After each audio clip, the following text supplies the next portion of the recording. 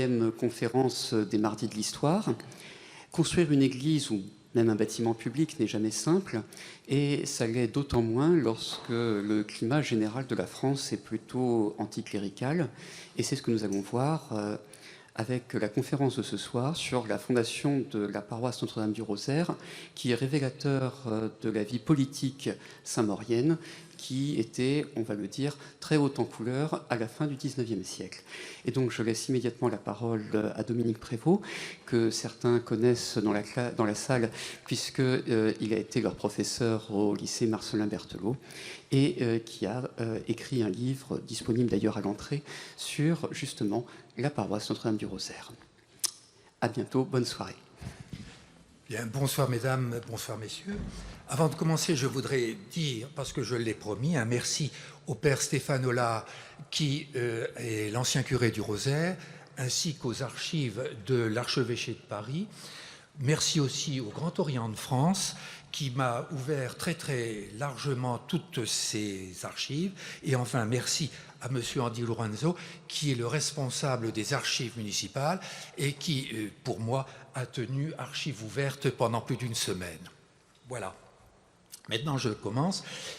En consultant les archives municipales, je me suis rendu compte que j'avais complètement oublié et je n'avais jamais vu le fait que la première demande de création d'une paroisse sur le parc datait de 1868 et non pas de 1874, comme je l'ai toujours cru.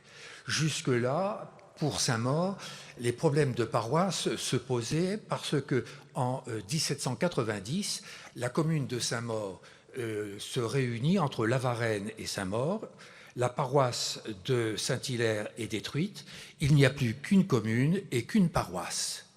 Et depuis 1790 jusqu'à une période relativement récente, des habitants de La Varenne, des habitants d'Adanville réclament la séparation de leur quartier Adanville ou La Varenne du reste de la commune de Saint-Maur. Pour créer une commune, c'est pas difficile. Jusqu'en 1905, il faut une église et un cimetière. La mairie, on se débrouille. Mais l'église et le cimetière, c'est indispensable. Et donc, lorsque la ville se développe, une partie des habitants du parc réclament à leur tour la création d'une paroisse. C'est exactement le sujet. Donc, 1868, très probablement. Alors, pour comprendre le fonctionnement de ce système, il faut remonter un peu en arrière et voir pourquoi la ville s'est développée, quels sont les habitants de la ville, ce qu'ils pensent. Et une fois que l'on a fait un tableau à peu près exhaustif de la ville au XIXe siècle, on peut essayer de comprendre les difficultés qu'ont eues les catholiques et surtout les curés à essayer de construire une chapelle puis une paroisse. En 1815, la ville a environ 815 habitants, c'est pas beaucoup, et elle a une topographie qui est très très proche de celle de 1789, exception faite de la disparition, bien sûr, du château. La commune plutôt, a restitué les terres boisées qui servaient au prince de Condé pour ses chasses, et donc le prince peut venir à nouveau chasser.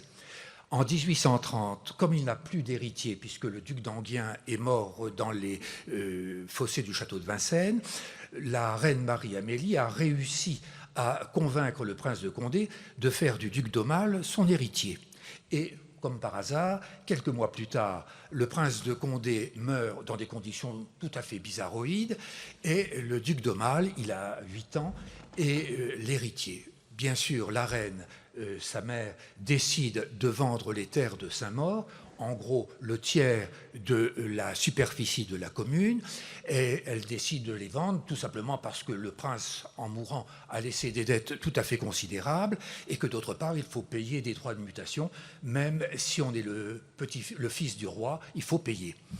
Donc le 24 décembre 1831, on met en vente 14 lots, dont un lot que récupère M. Moinat, le dernier intendant du prince de Condé, 159 hectares dans le parc de Saint-Maur.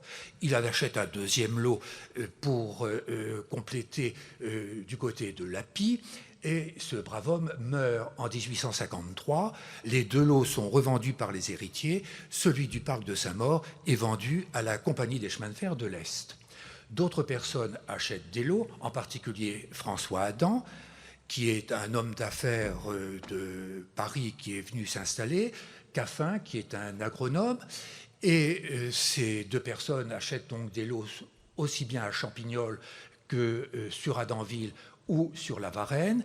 Caffin finit par vendre à Maurice Didier, un avoué, une partie de ses terres de Champignol.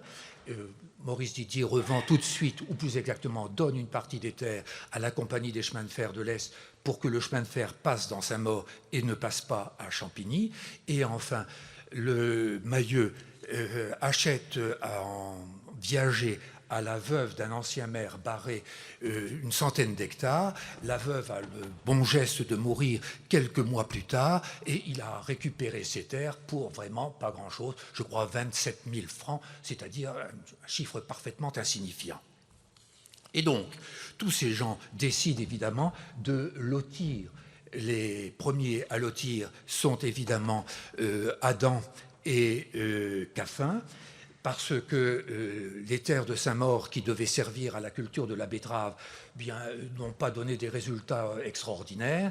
Et par contre, l'ouverture de la voie ferrée de Paris-Bastille à la Varenne donne une plus-value aux terres tout à fait intéressante. Donc, on fonde des associations, des compagnies, en particulier l'Incomparable et la Désirée sur Adanville, qui sont chargées de lotir les territoires de essentiellement Adanville et puis la Varenne. La Compagnie des chemins de fer de l'Est se lance véritablement dans le lotissement à partir des années 1863, à un moment où elle pense de cette manière rentabiliser davantage la voie ferrée qui va de Paris-Bastille à la Varenne en proposant des allers-retours à des prix réduits pour tous ceux qui travaillent à Saint-Maur. Et dans ces conditions, la population de Saint-Maur augmente. Elle était d'environ 1500 habitants en 1850 et elle passe à 34 000 habitants en 1910. On remarque sur le croquis que la progression est particulièrement forte les 20 dernières années, c'est-à-dire quand l'église du Rosaire est à peu près achevée. Alors cette population, on la connaît grâce à un article d'un journaliste du Figaro qui était venu se promener à Saint-Maur et qui décrit la population de Saint-Maur telle qu'il l'imagine et qu'il la voit. Alors pour ce journaliste, 1880, on peut dire que la population de Saint-Maur se divise en environ 3 groupes différents. Le premier groupe, ce sont les habitants de Saint-Maur, les plus anciens habitants de Saint-Maur, qui habitent surtout dans les quartiers éloignés d'une mairie, d'une gare, excusez-moi, Adanville, Lapie, et qui ont une petite maison sur des terrains assez médiocres et qui trouvent un travail sur place, beaucoup d'entreprises, des blanchisseries, des teintureries et aussi des maisons de construction de bateaux pour les plaisirs sur la Marne. Un deuxième groupe, toujours d'après le Figaro, avec des personnes qui habitent plus près des gares cette fois, et dont 1, 2 ou 3 membres de la famille travaillent à Paris. Pour aller à Paris, c'est pas difficile, le train met 18 minutes, excusez-moi, pour les 17 kilomètres qui séparent la Varenne de Paris-Bastille, et avec un prix tout à fait réduit. D'après le Figaro, être dans un compartiment de voyageurs n'est pas triste du tout, vu la description qu'il en fait. Ces gens, à force d'économie et en partie à crédit, ont réussi à s'acheter un terrain, à se faire construire une maison. On peut estimer que le prix d'une petite maison coûte autour de 15 000 francs. Et le salaire à l'époque d'un comment dirais-je, d'un instituteur, entre 2500 et 3000 francs par an. Enfin, un troisième groupe, c'est le groupe des résidents secondaires. Ceux qui profitent de la campagne, qui viennent en général s'installer à Saint-Maur à Pâques et qui restent à Saint-Maur jusqu'à la Toussaint. S'ils ont des enfants, les enfants vont à l'école publique ou dans un très nombreux cours privés, aussi bien pour filles que pour garçons. Et évidemment, le niveau de construction est nettement plus beau, plus élevé, les terrains sont plus grands. Et, dit le curé de Saint-Maur, certains hommes en profitent pour avoir une double vie discrète.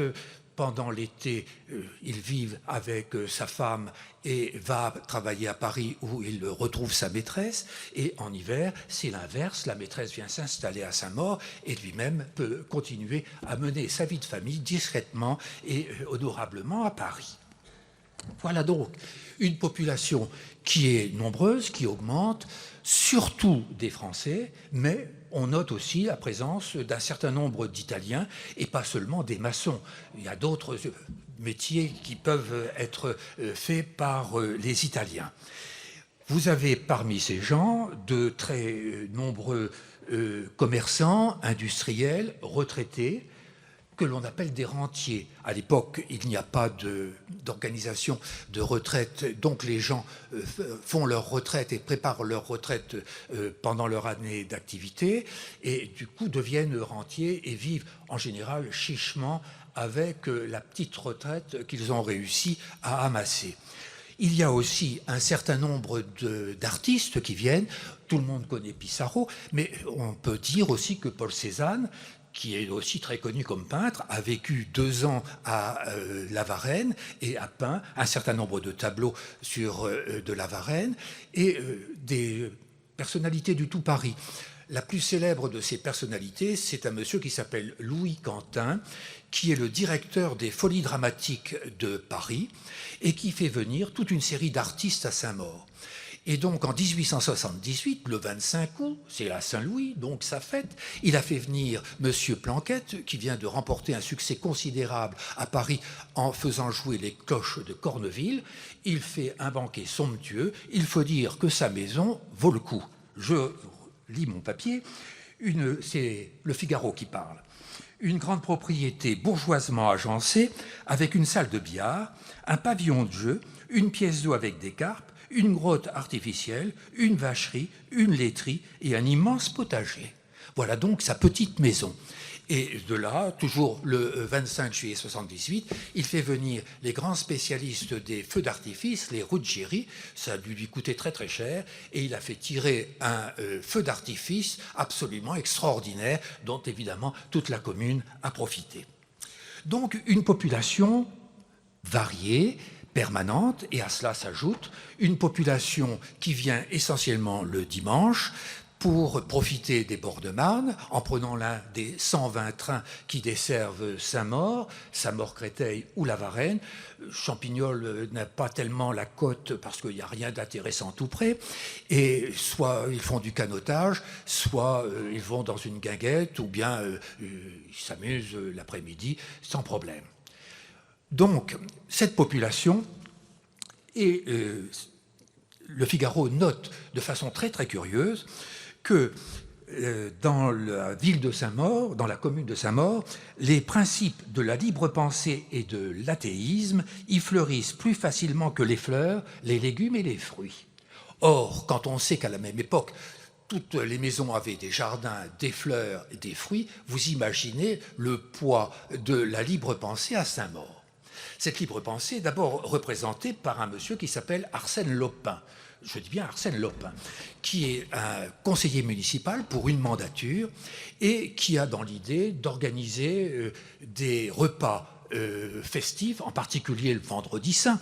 On mange bien de la viande, qui distribue des médailles aux enfants qui ne sont pas baptisés, du moins à leurs parents, des fleurs pour les mariés quand ils ne se marient qu'à l'église.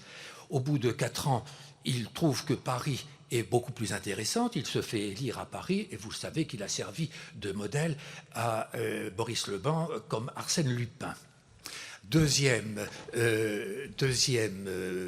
libre penseur célèbre à Saint-Maur, c'est André Lorulot qui fonde à Saint-Maur une phalanstère, un phalanstère plus exactement, dans le quartier de la Pie. J'ai eu quelques vagues échos de ce phalanstère, je n'en sais pas grand-chose. En réalité, la libre pensée à Saint-Maur est surtout développée par la franc-maçonnerie. La franc-maçonnerie, adhérer à la franc-maçonnerie après 1870, c'est un acte éminemment politique. En effet, en 1870, la République a été proclamée par accident le 4 septembre, et évidemment, les élections ont donné une majorité aux monarchistes. Donc, la République est gouvernée par des monarchistes. Et adhérer à la franc-maçonnerie, c'est vouloir que la République soit une république.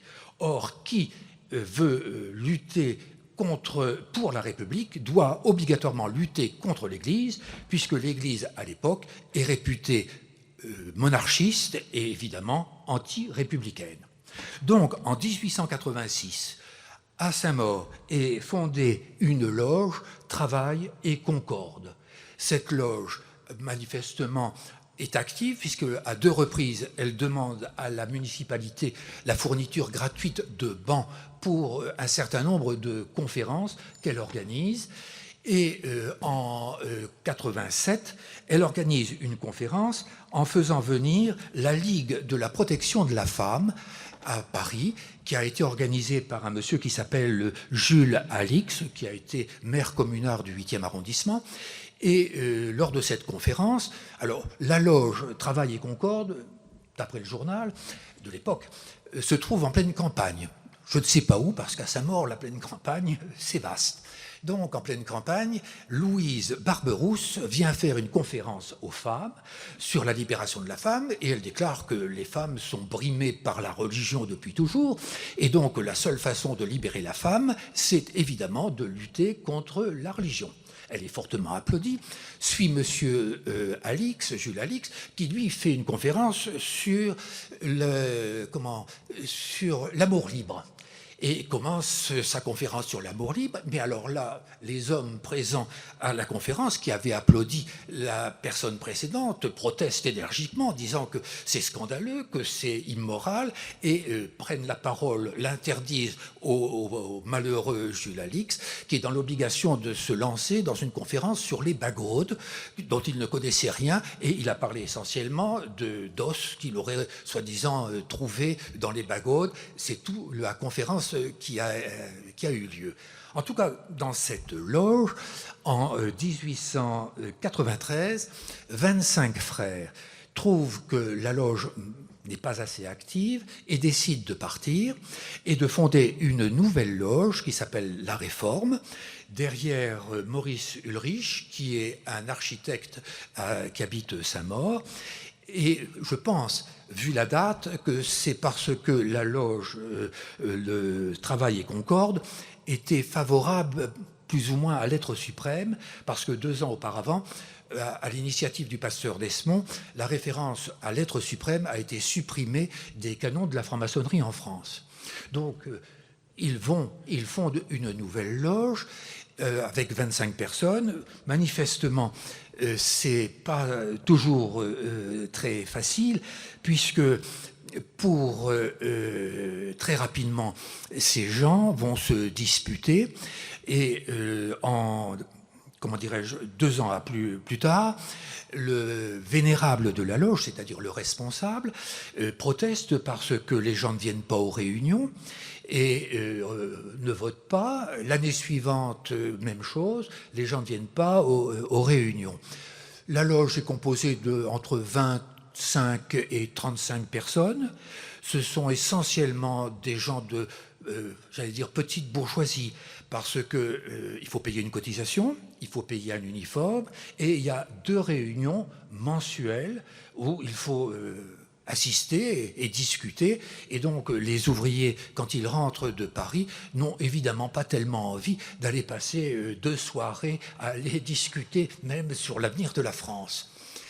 Donc il y a un soudeur sur cuivre, un jardinier, que j'ai relevé parmi tous les noms que j'ai pu examiner sur les relevés de la loge. Il y a plusieurs instituteurs, des directeurs d'école, des pharmaciens, des comptables, des médecins, vraiment la bourgeoisie.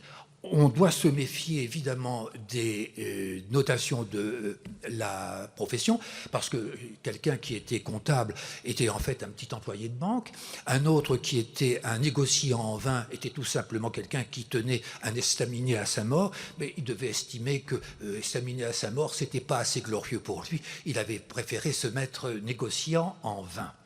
Voilà donc tous ces gens qui vont essayer d'influer sur la politique locale, parce que beaucoup sont conseillers municipaux ou adjoints au maire, voire maires.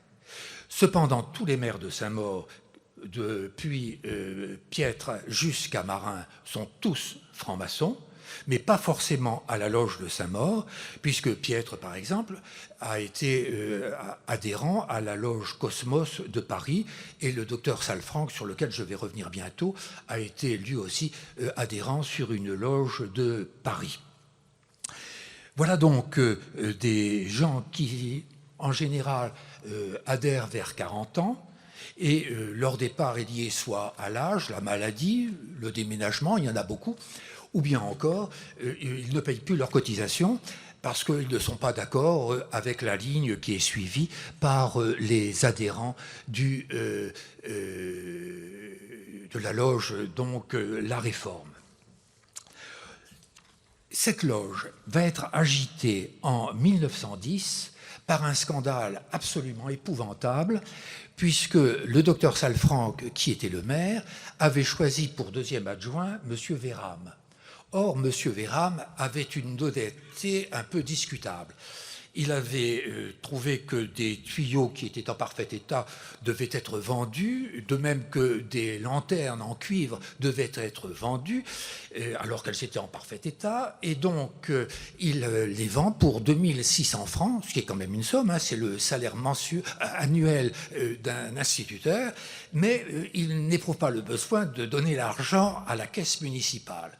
D'autre part, il éprouve le besoin d'engager les employés municipaux pour faire des travaux chez lui, et sa maison a besoin de beaucoup de travaux, d'une terrasse, de fer forgé et autres, tout ça évidemment aux frais de la commune. Enfin, il réussit à se faire nommer directeur de la colonie de vacances de la ville, à Mers, en Normandie, et là, il tient table ouverte pendant un mois, pendant la colonie de vacances, pour tous les membres de sa famille, au sens le plus large du terme, puisque en général, il y avait 20 personnes qui mangeaient à la colonie de vacances aux frais de la commune. Quand le scandale est découvert, le brave homme, évidemment, refuse de venir s'expliquer. Il est poursuivi. Comme il était franc-maçon, il est poursuivi devant la loge de la Réforme. Il refuse absolument de venir devant la loge de la Réforme parce que, dit-il, il y règne une atmosphère absolument épouvantable. Il y a beaucoup trop d'ambitieux, d'arrivisme, de gens haineux et de méchants. En tout cas, il en profite pour, à la mairie, dire que, après tout, le docteur Salfranc n'est pas blanc-blanc, qu'il a souvent aussi confondu les finances municipales avec ses propres finances, et en particulier qu'il y a une caisse noire, et que, évidemment, la caisse noire ne profite qu'aux amis du docteur Salfranc. Vous le savez peut-être, le docteur Salfranc était le fils du docteur Salfranc, pharmacien, qui, quelques années auparavant, avait passé un contrat avec la ville dans les années 1870, au moment donc de la guerre, pour vendre des médicaments 30% moins chers que le prix officiel. L'ennui, c'est que le docteur Salfranc avait fait une opération inverse et avait fait payer les médicaments 30% plus cher. Alors évidemment, sa réputation à Saint-Maur en avait souffert, et du coup, dans cette affaire Véram-Salfranc, les bruits dans la ville, évidemment, se multiplient sur l'incapacité de la commune à régler les problèmes. Je vous le dis à l'avance parce que j'aurai l'occasion d'y revenir à la fin de mon propos. La loge est importante parce que elle rend des services. D'abord, elle soutient évidemment toutes les grandes causes nationales. La loge va soutenir par écrit et de façon très très forte la fameuse affaire des fiches. Vous savez, les fiches que le Grand Orient faisait tenir sur des officiers allant à la messe. Elle soutient aussi, ça c'est moins connu, un malheureux Durand qui avait été condamné à la peine de mort par la cour d'assises de Rouen pour participation morale à un crime dont il était nullement responsable. Et elle soutient enfin l'abolition de la loi des 3 ans en 1913, puisque c'était une loi qui prévoyait l'augmentation d'une année du service militaire du fait d'une possible guerre qui s'est révélée évidemment justifiée l'année suivante. Surtout, la loge à Saint-Maur joue un rôle important. Elle organise des festivités, des tombolas, une solsticiade, le jour du solstice d'été. C'est assez difficile à prononcer, alors on fait venir des pontes de Paris, il y a ensuite un grand banquet, un bal, et tout ça se termine dans la joie. Surtout, le vénérable de la loge intervient, et là, surtout, dans la deuxième partie de 1890 jusqu'en 1914, intervient pour obtenir des promotions pour des membres, pour obtenir des médailles, c'est fou ce que les gens aiment être médaillés, pour obtenir des permissions pour les soldats, et en général, il faut dire que le vénérable de Saint-Maur a manifestement de bons carnets d'adresses, puisqu'il s'adresse à des députés, Montpellier, Grenoble, qui interviennent en faveur des demandes, quelquefois d'ailleurs parfaitement justifiées, il faut le reconnaître, et donc c'est des services qui sont rendus. On comprend donc que cette loge puisse être normalement active. Et surtout, la loge est importante parce que c'est la seule façon à Saint-Maur de contrebalancer l'influence considérable de tous ceux qui souhaitent, créer des églises, ce qu'on appelle les cléricaux. Et il faut reconnaître que les cléricaux forment en réalité la majorité de la population. Comment lutter contre ces cléricaux ? Eh bien, grâce à l'intervention de la franc-maçonnerie. Or, ces cléricaux souhaitent la création de nouvelles paroisses. Fonder une paroisse, à l'époque contardataire, ça n'est pas évident. En effet, fonder une paroisse, c'est créer un poste budgétaire. Parce que s'il y a une paroisse, il y a un curé. Et s'il y a un curé, il faut le payer. Et qui le paie, c'est l'État, c'est un fonctionnaire. Donc, pour créer un poste de fonctionnaire, il faut suivre toute une série de démarches, justifier correctement l'importance et la nécessité de la création d'une nouvelle paroisse à travers des pétitions, des lettres de l'archevêque, et ensuite, il faut savoir que depuis 1884, la loi oblige les communes à veiller à ce que le curé soit logé correctement, donc un presbytère, c'est indispensable, veiller à l'équilibre des comptes de la fabrique. La fabrique, c'est l'organisme qui s'occupe des comptes de la paroisse, avec des gens que le curé désigne pour gérer les comptes de la paroisse. Et ces comptes sont alimentés par 2 sources, les enterrements, puisque l'Église a le monopole des enterrements. Tous les enterrements, sauf ceux des Juifs, passent par l'Église.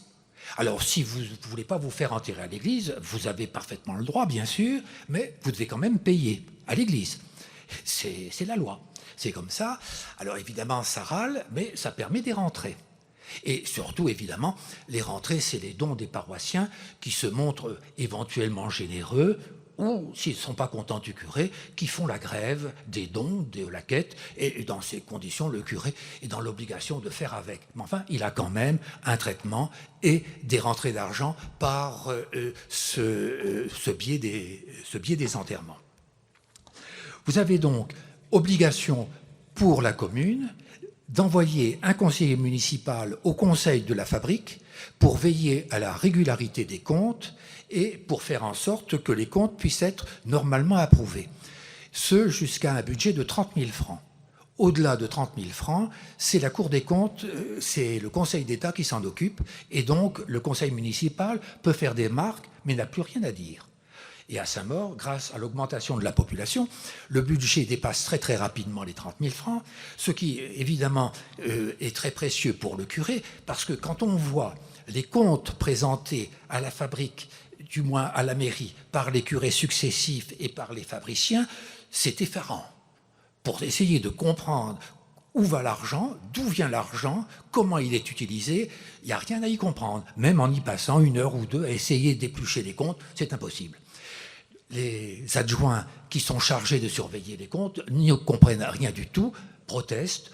Le conseil municipal refuse régulièrement les comptes, mais ça n'a aucune espèce d'importance, puisque les comptes sont avalisés régulièrement par les autorités supérieures. La création d'une paroisse, c'est aussi, avec la création d'un cimetière, la possibilité pour la commune d'être divisée. Et évidemment, à Saint-Maur, le danger existe. Le danger existe parce que, depuis très longtemps, la Varenne à Danville réclame leur indépendance. Si on crée une nouvelle paroisse au parc, avec un cimetière, eh bien, il y aura une nouvelle indépendance possible. Et ce que je dis est une réalité, parce que en 1892, à la suite d'une pétition, et avec l'accord du Conseil général de la Seine, la commune est sectionnée en 4 quartiers. Le quartier du pont de Créteil et de Saint-Nicolas, le quartier d'Adanville, de la Varenne et du parc Champignol, avec chacun des conseillers municipaux. 9 pour Adanville, 8 pour la Varenne, 5 pour Saint-Nicolas et 5 pour le parc. Et évidemment, les élections ne donnent pas des résultats identiques. C'est-à-dire que vous avez un conseil municipal où vous avez éventuellement 10 conseillers contre 11. Gérer dans ces conditions le conseil municipal devient difficile.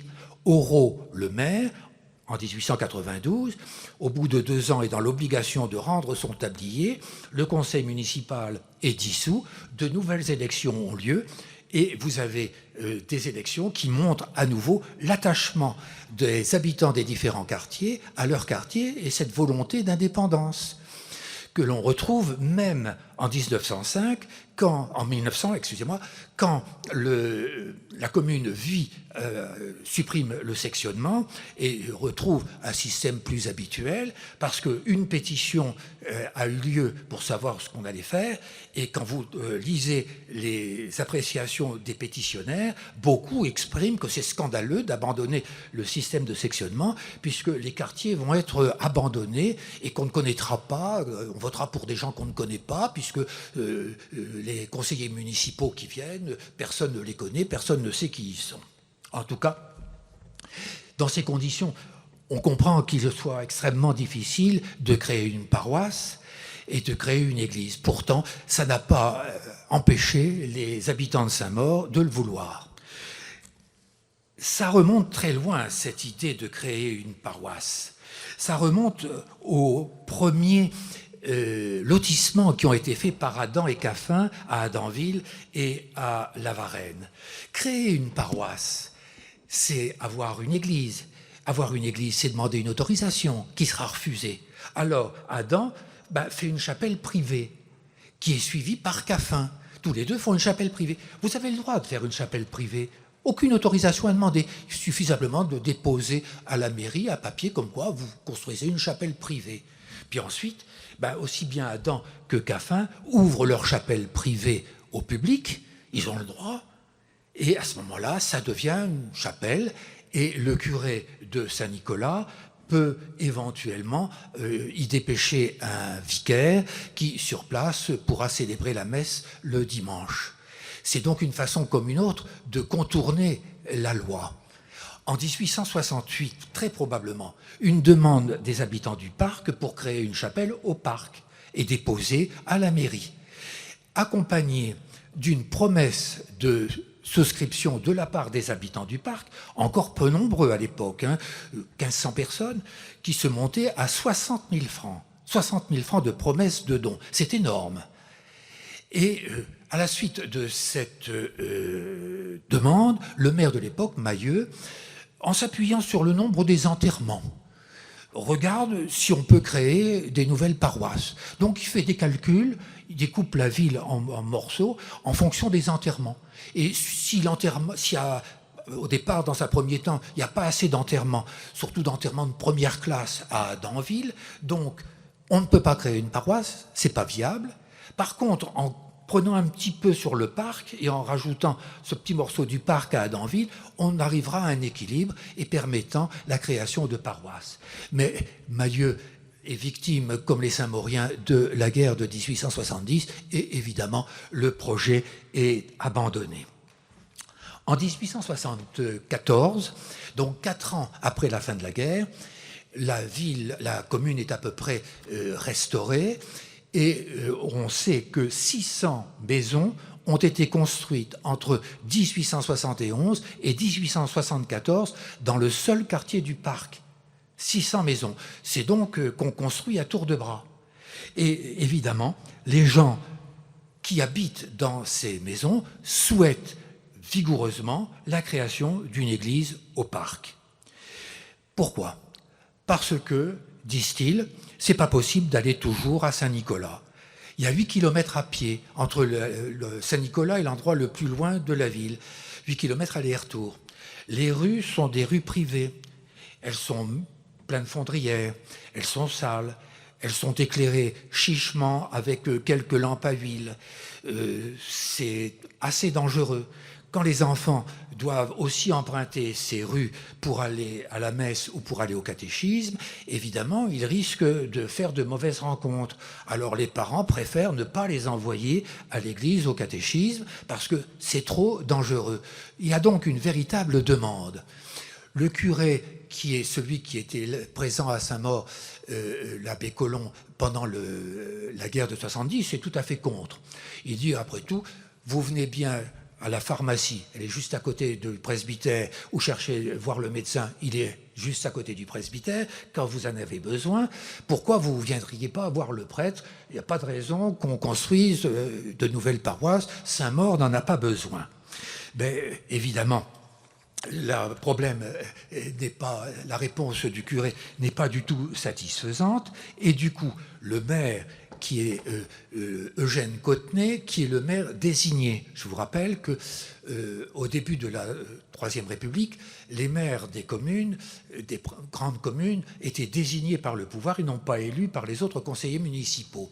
Donc, le maire Cottenet, représentant le gouvernement d'ordre moral, décide de faire une réunion à la mairie, avec sans doute à la mairie, je ne sais pas où autrement, en mettant des affiches à Saint-Nicolas pour inviter les hommes à venir discuter de la création d'une paroisse. Alors la réunion, manifestement, ne se passe pas comme le maire l'avait prévu, parce que les gens, 1874, les élections permanente pour remplacer les députés qui meurent et qui donnent la victoire régulièrement à des députés républicains fait que le débat politique est extrêmement vigoureux, y compris à Saint-Maur. Et au lieu de parler de la création d'une paroisse, ces gens réunis parlent du futur régime de la France. Et manifestement, bien que tous catholiques, il y en a qui sont pour la République et d'autres pour la monarchie. Alors ça se bagarre ferme et évidemment rien ne se passe. Alors Cottenet arrange les choses, il y a une commission qui est élue et la majorité des membres de la commission est contre l'érection de l'église. Donc dans ces conditions, difficile d'en construire une. Qu'à cela ne tienne, il prévoit une deuxième réunion, mais cette fois il va bien la préparer. Il fait appel à l'abbé Tassy, qui est le vicaire qui est en résidence à La Varenne, et donc une grande réunion, et à la mairie. Et alors là, l'abbé Tassy explique les problèmes que ça pose. Il y a un paroissien qui explique aussi toutes les questions indispensables pour comprendre la nécessité de cette paroisse. Et puis brusquement, ça dérive. Alors est-ce qu'on va construire une église ? Ou bien une église et 2 écoles, une école de filles, une école de garçons, ou bien une église, 2 écoles de filles, un asile pour les vieux et un asile pour les enfants. donc une genre de crèche. Et enfin, il faut construire un presbytère. Alors on se met d'accord, et puis tout le monde est d'accord pour construire le tout. Parce que tant qu'à faire, il n'y a pas de risque. Mais le problème, du coup, se pose. Qui va-t-on mettre comme instituteur dans l'école de garçons et institutrice dans l'école de filles? Une partie veut des religieuses, une autre partie ne veut absolument pas. Et ça se bagarre. Donc, Eugène Cottenet, dans l'obligation de créer une nouvelle commission secrète pour essayer de calmer le jeu, alors même que l'abbé Tassy avait pris contact avec la Compagnie des chemins de fer de l'Est, qui avait accepté de fournir un terrain, de fournir des pierres et des moellons de ces carrières de Saint-Maur, de donner 10 000 francs pour la construction de l'église. La construction de la chapelle d'Adanville et de Saint-Hilaire avait coûté plus de 10 000 francs. Mais enfin, 10 000 francs, plus les pierres, plus les moellons, ça faisait déjà une belle somme. D'autant plus qu'à l'époque, 1874, la Compagnie des chemins de fer n'a toujours pas fini de rembourser tous les dégâts commis par les Prussiens sur la ligne qui va en direction de Nancy. Et donc, ils sont très radins. La meilleure preuve, c'est qu'ils ont refusé de racheter quelques petits terrains autour de la gare du Parc. C'était pas très cher, hein, c'était dépensé, je vais dire, quelques milliers de francs pour acheter ces terrains. Ils ont trouvé que c'était trop cher et ils ont préféré s'en passer et ne pas agrandir la gare de marchandises de la station du Parc Saint-Maur. C'est vous dire qu'ils étaient vraiment près de leur sou. Je ne peux pas en dire plus, car le dossier des chemins de fer de l'Est a été pilonné en 1937. Il ne reste plus que la chemise. Je sais qu'il a existé, il n'y a rien dedans. Donc, on sait par l'ingénieur en chef qui s'appelle Martin, qui habitait le Parc Saint-Maur et qui a beaucoup œuvré pour la construction de cette église et qui est intervenu donc régulièrement et qui a laissé des traces dans les archives. Voilà donc cette première commission qui essaye de se réunir. Eugène Cottenet décide de demander des subventions au conseil municipal, au conseil d'arrondissement, au conseil de la Seine, et évidemment, il n'obtient rien du tout, ce qui fait que, rien ne se fait, et le projet est abandonné. On avait organisé une espèce de quête au parc, ça n'avait rien donné non plus, donc on abandonne le projet. Du coup, un nouveau projet se met en place, et ce nouveau projet résulte de d'une affiche de 1876 de M. Curti, qui est un bon paroissien du Rosaire, qui invite les gens à venir chez lui pour discuter de la création d'une nouvelle église. Il le peut d'autant plus que le nouveau curé, c'est l'abbé de Pontaillé. L'abbé de Pontaillé, qui est curé donc à Saint-Nicolas, et qui est un homme aux convictions très fermes. Il a été parmi les otages en 1871 au moment de la Commune. Et donc, il a vu de très très près les fusils qui pourraient le fusiller. Et il en a gardé un mauvais souvenir, mais une force d'âme absolument extraordinaire. Et lui est pour la création d'une église et pour la partition de Saint-Maur en plusieurs paroisses. Simplement, il faut convaincre les habitants que cela peut fonctionner, et surtout, il faut convaincre le conseil municipal, parce qu'en 1876, Eugène Cottenet, qui a été battu aux élections, et qui a été reconduit momentanément comme maire, n'arrive pas à gouverner un conseil qui lui est hostile. La loi change, le maire est élu par le conseil municipal, c'est le docteur Léon Marie Piètre qui est élu maire, c'est un franc-maçon, donc de la loge Cosmos, il est médecin à la Compagnie des chemins de fer de l'Est, c'est un anticlérical convaincu, un peu affairiste, pas Balkany, mais pas mal quand même. Et donc cet homme, manifestement, est contre toute possibilité de créer une nouvelle église à Saint-Maur, une nouvelle paroisse. C'est lui qui, à 3 reprises, refuse le rachat par la municipalité de la chapelle Saint-Hilaire que les héritiers de Caffin souhaitaient vendre. Ils souhaitaient vendre cette chapelle 70 000 francs. C'était cher. Et donc, la commune n'a pas d'argent pour ce genre de plaisanterie, dit le maire, et le conseil municipal s'est refusé. Et comme cette chapelle n'a aucune raison d'être, on la ferme. Ah oui, mais les habitants de la Varenne sont furieux. Alors du coup, on l'autorise et la fabrique paye un loyer de 800 francs par an aux héritiers Caffin. Les fabriciens trouvent que c'est cher et ils préfèrent racheter. Et ils rachètent 17 000 francs.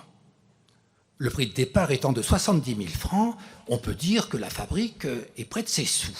Et le résultat est tout à fait extraordinaire. Du coup, cette chapelle appartient à l'Église et elle est reconnue comme une chapelle publique. Le président de la République, Jules Grévy, signe comme quoi la chapelle fait partie du domaine public et elle est partie intégrante du patrimoine municipal.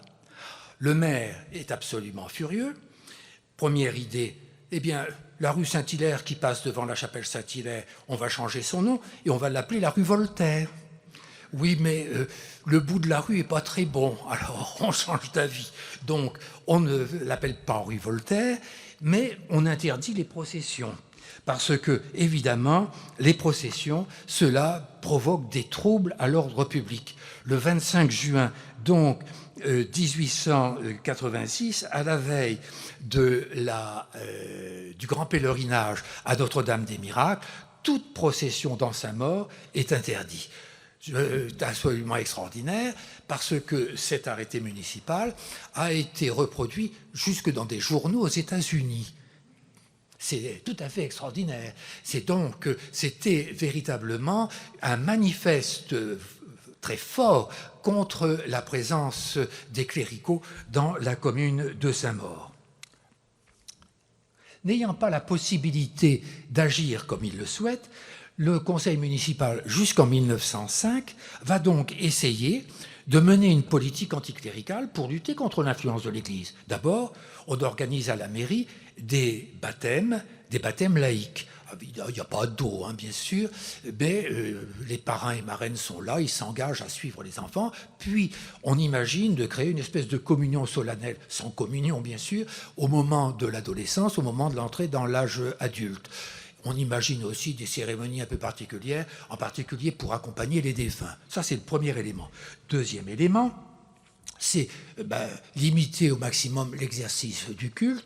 Il y a un grand rapport qui est présenté à la municipalité, comme quoi il est tout à fait indécent de sortir un crucifix. D'abord, le Christ est peu vêtu, il faut bien reconnaître, et puis le petit pagne qu'il a souligne justement ce qu'on ne doit pas voir, donc on attire le regard vers des choses peu honnêtes, et en plus, c'est un appel à la haine, puisque le crucifix a servi en particulier pour brûler Jeanne d'Arc et brûler tous les hérétiques. Donc, pas de crucifix. Enfin, et surtout, des dispositions pour lutter contre les moyens financiers de l'Église. Donc, on regarde avec acharnement tout ce qui, dans le budget de la fabrique, est de trop, et on propose éventuellement des économies, parce que il faut entretenir Saint-Nicolas. Saint-Nicolas coûte cher. La mairie n'a pas un sou pour entretenir Saint-Nicolas. Alors, les économies, c'est simple. On va réduire le budget des vicaires qui sont payés par la fabrique. Et, après tout, pourquoi pas, on va réduire aussi le budget du vin de messe. Alors, le budget du vin de messe, j'ai fait les calculs. C'était 200 francs par an de vin de messe. Il y a à peu près 2200 messes célébrées dans Saint-Maur. C'est-à-dire que le budget du vin de messe, c'était 9 centimes par messe. On ne peut pas dire que ce soit véritablement considérable, mais on veut le réduire des 3/4. Alors je pense que la quantité de vin dans le calice devait être, dans l'imaginaire de celui qui proposait cette solution, devait être réduit à sa plus simple expression. Parce que pour 3 centimes de vin à l'époque, on n'avait pas grand-chose. On est donc clairement dans un combat très, très virulent, et on l'est d'autant plus que les catholiques à Saint-Maur ne sont pas unis.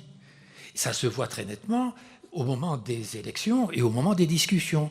Une partie d'abord des catholiques qui habitent à Saint-Maur sont inscrits sur les listes électorales à Paris. Une autre partie des catholiques vote pour les listes radicales, bien sûr, et une partie pour les listes un peu plus conservatrices. Et vous avez donc aucune possibilité pour les catholiques d'essayer de faire aboutir facilement leur demande, puisque le conseil municipal est hostile. Donc, comme il est difficile de construire une paroisse, on va essayer de construire une chapelle. Construire une chapelle, c'est plus facile, il y a moins de demandes, mais il y en a quand même. Alors, il faut faire une demande auprès du préfet, justifier la demande, donc l'archevêque écrit au préfet pour faire une demande, et cette demande ne peut être relayée que par la fabrique. La fabrique est dirigée par un vieux monsieur qui s'appelle Torchon et qui est absolument persuadé que de toute façon on n'aboutira à rien. Il n'a pas tort, parce que cette demande de 1882 tombe en plein dans la crise économique qui accompagne le krach de l'Union générale. Et la crise économique touche fortement Saint-Maur, j'en suis persuadé, parce que les transports ferroviaires de 1892-93 ont fortement chuté. Donc il y a moins de marchandises qui est débarqué dans les gares de Saint-Maur, l'activité est réduite. L'Union générale, c'était en plus une banque ouvertement catholique qui fait faillite. Vous pensez bien que les catholiques qui avaient placé de l'argent là et qui n'ont plus un sou, parce que la banque a fait faillite, ils n'ont plus de sous, ne sont pas prêts à donner en plus pour une église. Alors le pauvre Torchon allait abandonner, et qu'est-ce qu'il dit? Il dit qu'il s'adresse à Notre-Dame des Miracles, juillet 83. Il entreprend alors une neuvaine à la Sainte Vierge, en lui confiant le soin et l'espoir de cette église. Et toutes les difficultés s'évanouirent, les ressources arrivèrent. Je veux bien le croire qu'il y a eu miracle. Une chose est sûre, c'est que la compagnie des chemins de fer de l'Est, voyant que le nombre de voyageurs diminuait, a augmenté sa participation, 50 000 francs, à condition que les habitants mettent 50 000 francs. On donnera autant. Non seulement 50 000 francs, mais le terrain gratuit, plus un terrain pour le presbytère, plus tous les moellons pour construire, plus toutes les pierres d'appareil pour construire, plus le chef de chantier, tout ça gratuitement. C'est pas mal. Et donc, Torchon se lance dans la souscription. Le premier à souscrire, c'est l'archevêque de Paris, 500 francs. Et il réussit à obtenir, en quelques mois, 50 000 francs. Ça marche. On dépose donc la demande pour ouvrir la chapelle et auprès du préfet. Et le préfet, immédiatement, envoie un papier comme quoi il manque des papiers. Mais ils n'en tiennent pas compte. Ils s'en fichent. Et on décide de faire la pose de la première pierre au mois de mai 1886 après une invitation de M. Torchon auprès du conseil municipal. Le conseil municipal, unanimement, dit que cette affaire n'a absolument rien à voir, mais quand même, il risque d'y avoir une procession. Alors on envoie la police pour qu'il n'y ait pas de procession. C'est la participation du conseil municipal à la pose de la première pierre. Le projet coûtait 400 000 francs et avec le clocher, 600 000. C'est quand même une grosse somme. Au départ, on avait 100 000. Et Dalbrizio, qui avait fait ce projet, pensait que 50 000 francs seraient suffisants pour construire, pour faire les fondations. Il avait oublié que c'était du sable. Et donc 100 000 francs pour les fondations. Au mois de mai, il n'y a plus de sous. On pose la première pierre et le lendemain, le chantier est arrêté, il n'y a plus de sous. Il faut donc essayer d'en retrouver. Mais les gens, évidemment, ils ont donné une première fois, ils n'ont pas tellement envie d'en donner davantage. Et il faut donc attendre que le nouveau curé, l'abbé Becher, qui a remplacé l'abbé de Pontaillet, puisse prendre en commande le chantier pour que le chantier reparte. Parce que dès qu'il est arrivé, Torchon a dit « l'église du Rosaire, c'est mon affaire, c'est pas la vôtre. Je vous interdis de faire quoi que ce soit. » Or, M. Torchon était radin, près de ses sous, et refusait régulièrement de signer des chèques. Donc les entreprises qui n'étaient pas payées refusaient de travailler, on le comprend facilement. Il a la bonne idée de disparaître en 1889. L'abbé Becher alors reprend les opérations et décide, bien sûr, de demander l'ouverture de la chapelle. Et il s'aperçoit alors, en 89, que depuis 86, eh bien, on n'a pas d'autorisation. Puisque le préfet n'a jamais eu de réponse, eh bien, il n'y a pas d'autorisation. Il est donc, dans un premier temps, dans l'obligation d'essayer de comprendre ce qu'il faut. Il faudra 7 ans de démarche administrative pour que le dossier soit enfin rempli. 7 ans. C'était jamais suffisant. C'était jamais la bonne pièce. Elle n'était jamais à la bonne date. C'est invraisemblable le travail de fourmi que l'abbé Beuchère a dû faire. Deuxième élément, trouver des sous. Trouver des sous, c'est pas évident. Donc il en demande à l'archevêque, qui n'en a pas beaucoup, il en demande à la Compagnie de l'Est, qui en donne, mais discrètement, parce qu'ils ne veulent pas non plus en donner trop. Et la fabrique en donne, éventuellement beaucoup, et c'est ce que, contre quoi protestent évidemment les représentants de la municipalité, et c'est surtout le curé. Le curé se saigne aux 4 veines. Bon, il gagne bien sa vie, il doit gagner à peu près 11 000 francs par an. Vous voyez, donc c'est un très beau salaire, mais la quasi-totalité de ce qu'il gagne, c'est pour la construction de l'église. Donc son presbytère est dans un état qu'on qualifierait de taudis. C'est réel, hein, c'est un vrai taudis qu'il partage avec les rats, parce qu'il y a beaucoup de rats dans son presbytère à côté de Saint-Nicolas, le pauvre curé. Et donc, la construction reprend tant bien que mal, et seulement donc en 1893, le 21 juin 93, le dossier est enfin complet. Il faut alors l'autorisation de la mairie, parce que la mairie et le conseil municipal doivent obligatoirement dire oui. Le dossier est donc en délibération 3 fois, le 3 juin, le 3 juillet, le 16 juin et le 3 juillet. Et 3 fois, les conseillers municipaux, 2 fois plutôt, le 3 juin et le 16 juin, on n'en a rien à faire, c'est pour la Compagnie de l'Est, c'est pas bien, c'est ceci, c'est cela, non, pas question.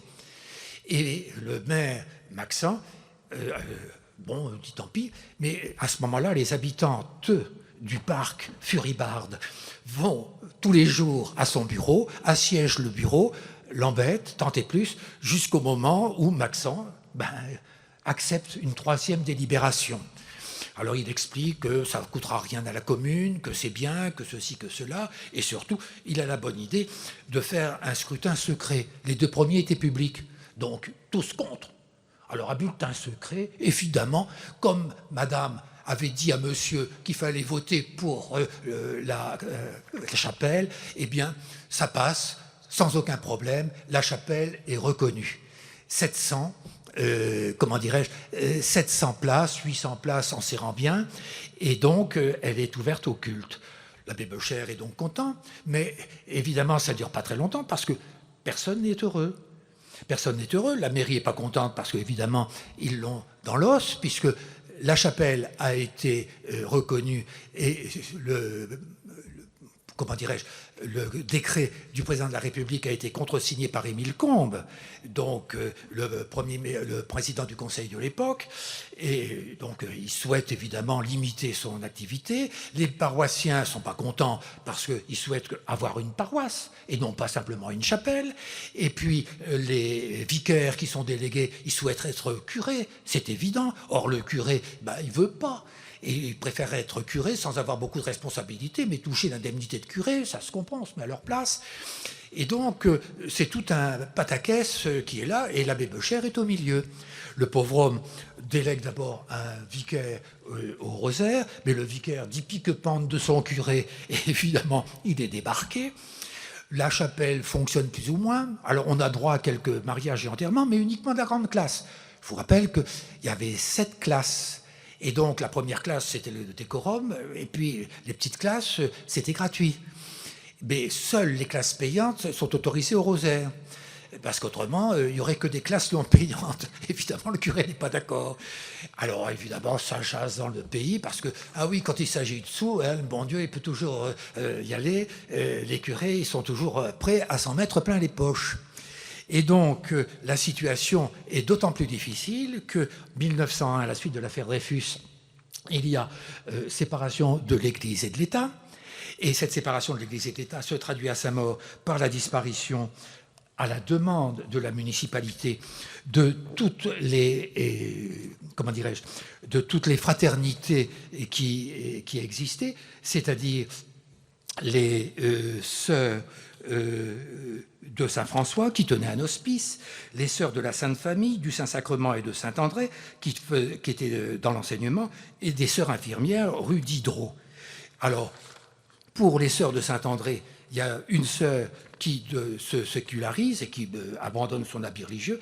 Quant aux autres, soit elles regagnent leur couvent d'origine, soit, comme beaucoup, se retrouvent en Belgique, en Suisse ou en Italie ou en Espagne pour continuer leur travail. L'abbé Becher doit trouver évidemment des aides et il en est véritablement malade. Conséquence, il fait un AVC, il meurt.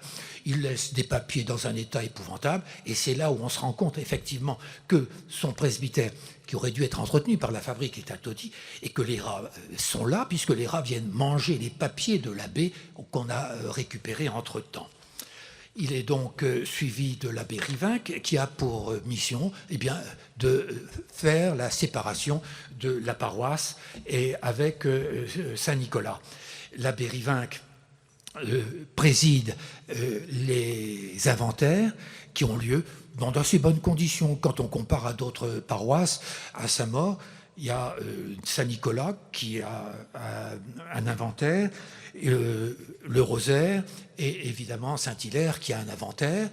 Et puis ensuite, l'archevêque est libre. Monseigneur Richard, en 1907, il est libre de créer des nouvelles paroisses, puisqu'il y a séparation de l'Église et de l'État. En théorie, chaque messe doit être déclarée auparavant auprès du commissaire de police. C'est la loi. Évidemment, il refuse. Et le commissaire n'exige pas, Dieu merci, que les 2000 messes de Saint-Maur soient déclarées parce qu'il aurait été submergé de demandes. Et donc, un jour, le 22 juin 1907, la paroisse Saint-Nicolas est coupée en 4. Il y a la Varenne, le parc, Saint-Nicolas et Adanville. Et le premier curé est nommé au parc, c'est l'abbé de Villèle, qui est un prêtre qui vient de Paris, bien sûr. Le partage a été fait par l'archevêché, parce que les querelles de clochers ne sont pas seulement parmi les hommes politiques, mais parmi tous les bons catholiques de Saint-Maur qui estiment que telle rue doit appartenir à telle paroisse et non pas à telle autre. Donc pour éviter les problèmes, c'est l'archevêque qui s'est débrouillé dans la réorganisation de la ville. Alors l'abbé de Villèle, premier curé, n'a quasiment aucun rapport avec le maire de Saint-Maur, Marin. En 1908, Marin, candidat de la Rénovation, c'était le titre de sa liste, a évidemment battu Salfranc dans des conditions exceptionnelles. 88% de voix pour lui. Et Salfranc n'a eu aucun élu. Il était furieux. Et la liste était furieuse. Marin, c'est l'indifférence totale à l'égard de l'abbé de Villèle. L'abbé de Villèle, c'est l'indifférence totale à l'égard de la mairie. Quand il a besoin de sous, il va à Paris demander à ses anciens paroissiens. Et en gros, il s'estime en exil. Mais sincèrement, comme tous les premiers curés de Saint-Maur qui arrivent de Paris, pour eux, Saint-Maur, c'est l'exil, c'est épouvantable. Ils n'ont qu'une idée en tête, retrouver Notre-Dame et retrouver Paris. C'est tout à fait extraordinaire. Et donc, pendant la guerre, contrairement à d'autres paroisses dans la région parisienne, l'abbé de Villèle ne fait rien pour aider les prisonniers. Il est même assez méchant avec les enfants dont les parents sont à la guerre, c'est le moins qu'on puisse dire. Je ne vous dis pas les lettres anonymes sur son compte qui vont abreuver l'archevêque. Il a démissionné en 1917. Et donc les rapports entre la ville et la communauté catholique vont s'améliorer à partir de 1918. Et on le voit. Et c'est ça qui est très humoristique.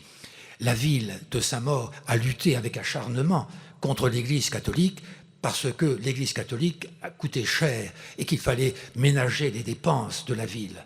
Ils ont gagné, ils ont été contents et ils ont récupéré en prime 3 églises qu'ils doivent entretenir, aujourd'hui encore. Je vous remercie.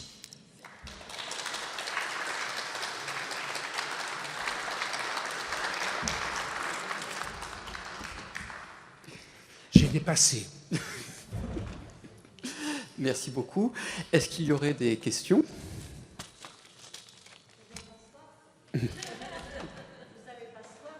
Non.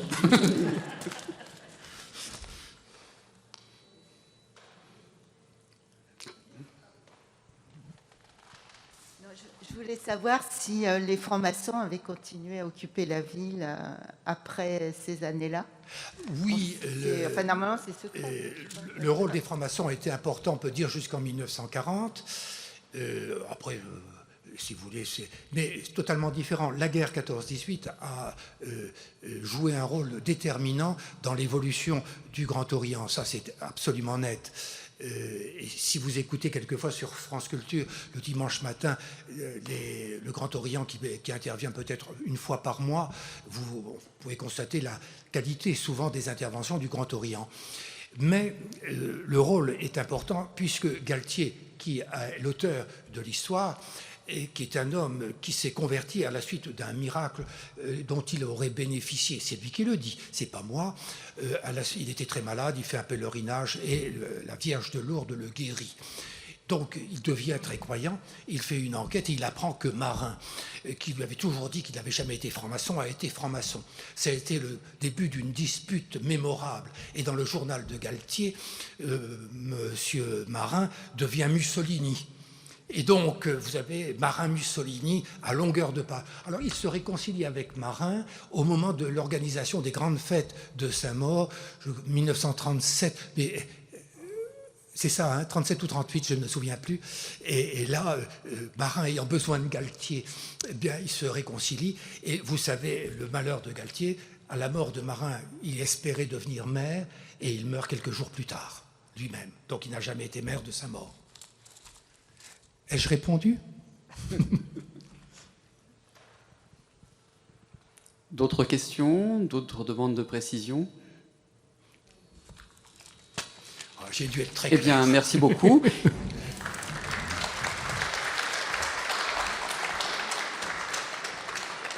Et je vous invite nombreux à la dernière conférence de la saison qui aura lieu en juin et qui parlera de l'abbaye de Saint-Maur. Bonne soirée.